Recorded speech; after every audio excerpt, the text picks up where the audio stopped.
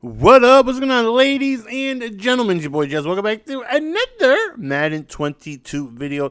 Hopefully, you guys are doing fantastic. So, you're about to take a look at the offense and the defense. I'm going to talk about the abilities and all that stuff. I have maybe a little over 15 head-to-head games played on next gen. Haven't really played much head-to-head. I'm lost out here. I'm lost. The other day we had a live stream. I think I went like 3-3. The crazy thing is that my offense is really like I'm happy with my offense. I think out of the 6 or 7 games I played on stream, I think I went 3-3, 4-3. I think I only got stopped twice out of all those games. My issue is getting stops. Getting stops in head-to-head is pretty tough for me right now. Offensively, I feel extremely confident. A lot of things I got to get used to is timing. Like, as far as giving my opponent too much time and things. Like, I lost the game during that live stream where I felt like I just left them too much time. And it's crazy to think that a minute and 12 seconds is too much time, On offense, though, all 5 of my offensive linemen are active with Secure Protector. If you guys don't know, man, I've been rocking Secure Protector since last year. Look at the reroute playmaker, baby. They're going to go on ahead and stop every ability in the game. Edge threat, double or nothing, edge threat elite. Inside stuff, no outsiders. So, if they have multiple inside stuffs or whatever, I don't have to worry about them shedding right away. Now, mind you, you will get shedded if after a certain amount of time. You know what I mean? It just guarantees that they don't shed instantly where, on contact, as soon as they touch your lineman, they're just going to go ahead and edge threat immediately. Like, that's not going to happen. They're going to hold their block, and then eventually, of course, they're just going to go on ahead and get shedded. They're not going to hold the block forever. But it's nice to know, guaranteed, I don't really have to worry about any defensive pass rush ability or run-stopping ability, just affecting me immediately.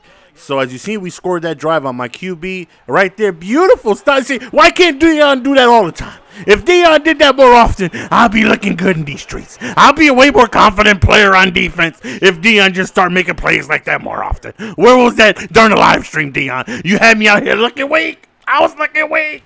I was out here scoring 30 but giving up 38. What are we doing? So on offense, on my QB, I have 9 AP. I rock Fitzpatrick because he actually gets QB playmaker for 5.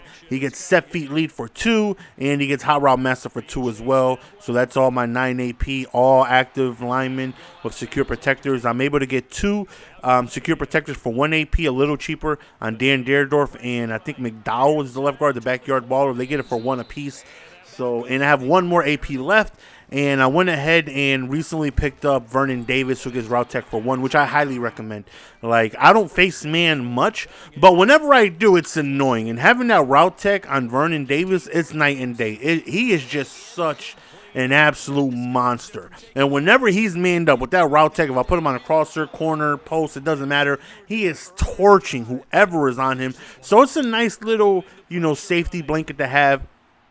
Just in case I run into anybody with the man-to-man, I can go on ahead and know that I have that 1 AP to go on ahead and, make things easier for me on the offensive side of the ball as far as route running goes because, I have all my AP on my own line and QB. So right here, he only sent 1. And right there, I'm learning that as well. The click on, come down, add catch. There's a lot of things that I'm not really too familiar with in head-to-head because, I've played most of my games in squad, so I'm still getting familiar with things in head-to-head. And right here is something that, when I'm talking about learning about, giving people too much time, and right here, I'm just going to go down. I want all 3 of those timeouts. Now, of course, I'm going to try to score on 3rd down, and I don't. You're going to see me settling for 3, but I'm happy with that. I'd much rather potentially go into halftime up 17-0 than going to halftime 21-7 because he had plenty of time to negate my touchdown, with the touchdown of his own, having all 3 timeouts.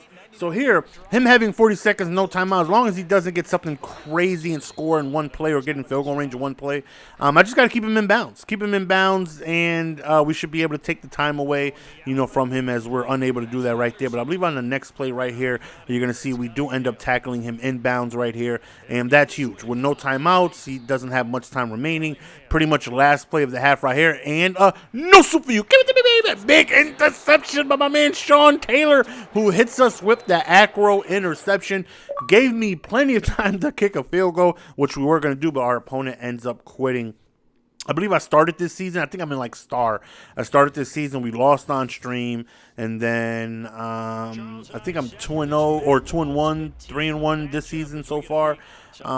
Going into this game, so yeah, a lot of things I got to learn on offense and on defense as far as just head to head and stuff like that. So on defense, our abilities I feel like are crazy. I have 2 double or nothings on my edge, and I got them for 1 AP at Pop and Reggie White and KGB. KGB is an absolute monster. He's an absolute monster.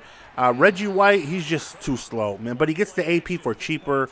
I have 2 right there. You've seen he looked like he was kind of above, like covering the route, but he got stuck on a D lineman, so I knew he wasn't going to be able to jump up and contest that. I have 3 guys that get acro for 1, which is West Street, which is Curse, and both of them happen to be Cowboys, and LTD Sean Taylor. I have 7 acrobats out there. 7 acrobats, 2 inside stuffs, 2 double or nothings, and 3 knockout abilities. 2 deep knockouts on my safeties, and Cam Chancellor has deep end knockouts. So right there, beautiful, beautiful playmaker. We roll out, and I playmakered my drag up right into the end zone. Now, I did make a mistake. I have set feet lead, and for those of you guys who don't know, you can glitch set feet lead to get the velocity throw on every single pass. Now, the difference between as we were weak box right there. Thankfully, he did a no huddle because I run a lot of dime 2-3-6.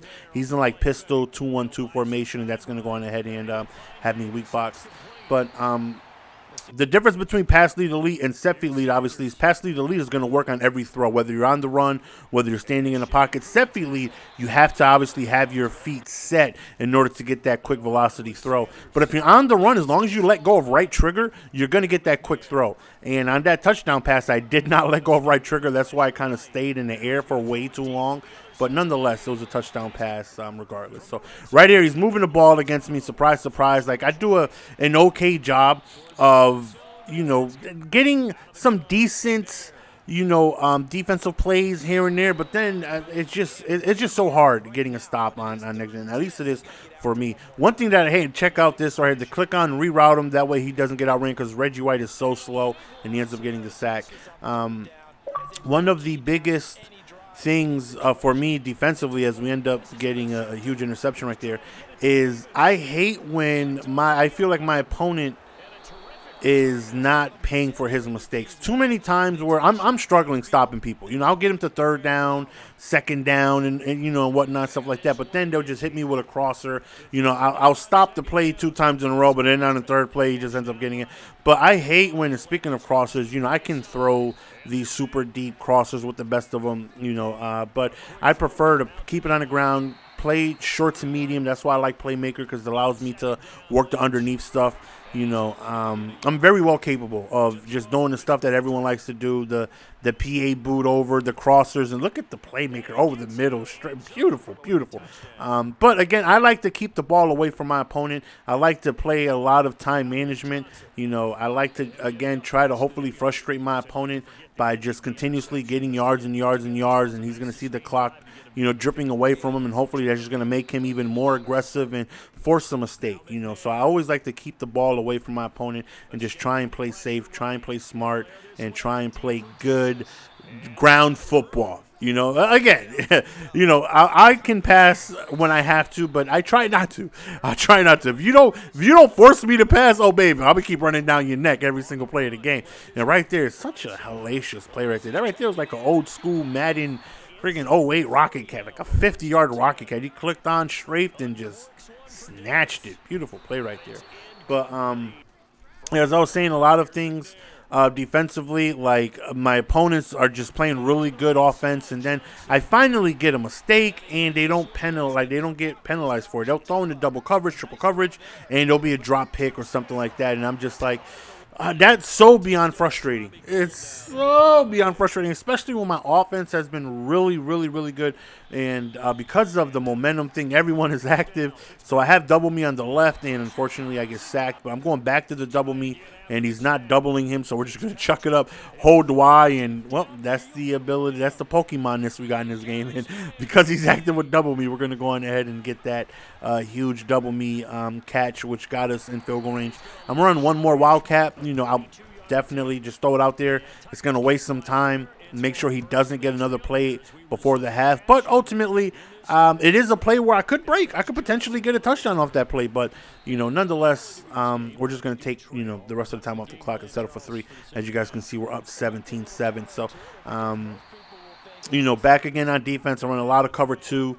What I'm starting to do now is do more Maybelline, more zone drops, which I always usually just leave the stock soft squats, but I'm starting to mix in some. I'm noticing that I gotta have zone drops out there because the soft squat, if they just have a solo side streak and my soft squat follows it, the backside is left all alone for a crosser. So I'm starting to double Mabel in this coverage as well. I love the pressure that I'm able to get throughout the defense with the 2 double or nothings on the outside. Reggie White and KGB usually give me some pretty decent pressure. As you can see, Reggie White right there with yet another sack, active with Relentless, and definitely love the pressure I get. I wish I had more speed, though. Reggie White is just so slow. I could go Too Tall Jones with my team and abilities. He would have 98 speed, and he's a menace, but he gets double or nothing for 3, and double or nothing for 1 just allows me to put 2 extra more abilities out there. But hopefully you guys enjoyed the video, man. We're getting better and better. Hopefully at the head-to-head stuff. Next video is another head-to-head gameplay. Hopefully you guys are looking forward to that. It's your boy Jess. We're going to go on and be signing out. Appreciate the love and support. As always, until next time. Peace. Give it to me, baby.